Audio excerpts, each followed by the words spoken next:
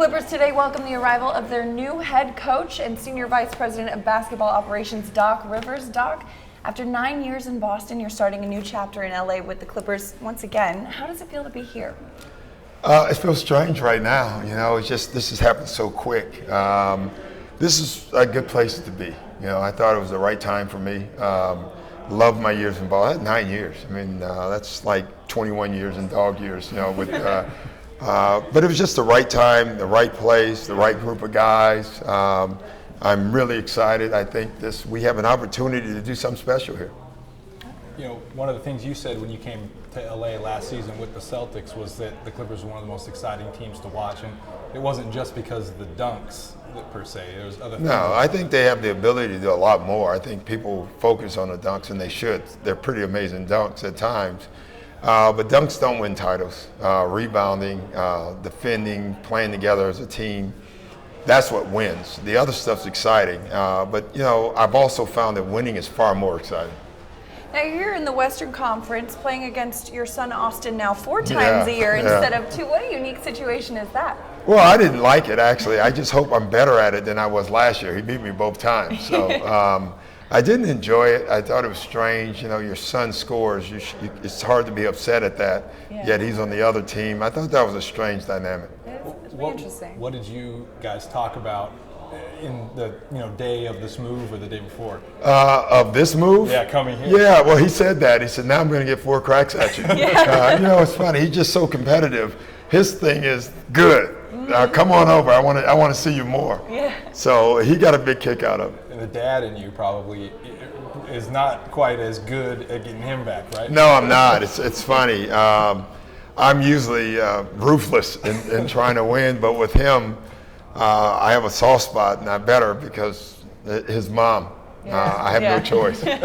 She's kind of rooting for both sides. No, she's rooting for Austin. Yeah.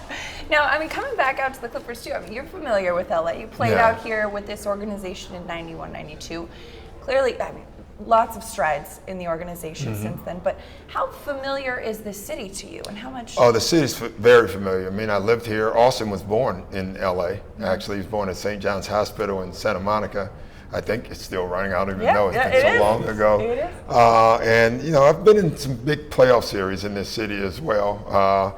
And we come out here quite a bit as a family every year. So I know the city extremely well.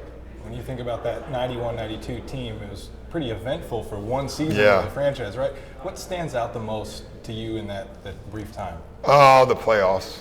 I mean, that was the first time in LA history at that point that the Clippers had made the playoffs, and I was a part of that. And then the strange playoff series that we had. You know, we had to delay because of the riots. We had to move our game out to the Anaheim Convention Center. I don't even know, and that's the name of it. And there was only 6,000 seats, I think, so they had to do a lottery for the tickets. And I remember winning that game, and you know, that was cool. Yeah. I bet. I mean, that's kind of a huge historic moment in LA. And it was actually the first public gathering since the riots. It was that game, so I thought that was really neat. Well, I'm sure it meant a lot to the Clipper fans at the time, and your return has really meant a lot to them as well. We've seen a huge response on Twitter. So we've got a couple questions for you from our Twitter followers that wanted to see what you had to say to their questions. We'll start off with John Vonamy. He wants to know, what is your first order of business in becoming the leader of this young and talent-rich team? The draft. You know, we have to draft tomorrow. Not a lot of time, but we have to get organized about it. All right. And Mark Cedeno wants to know, why did you feel coming to the Clippers was the best move for you personally? I just thought it was the right move at the right time.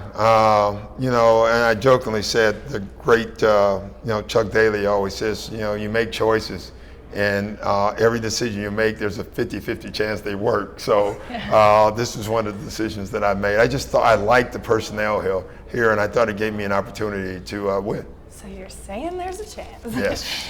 So B Money wants to know, how will you change the defensive approach of this Clippers ball club? I got to look at it. You know, I'm a defensive coach, but I just think when you have Blake and DeAndre, you should be a great defensive team, and that will be our focus. Mm-hmm. And the last one is from D Flip, and he wants to know. I'm answering questions from Beat Money and D Flip. Right? Yes, you are. Wow. What the heck? Welcome to LA. Yeah. Will you be getting a Twitter account for yourself? No, that's not gonna happen. I would get fined so much money if I had a Twitter account. After every game, I'd make a comment.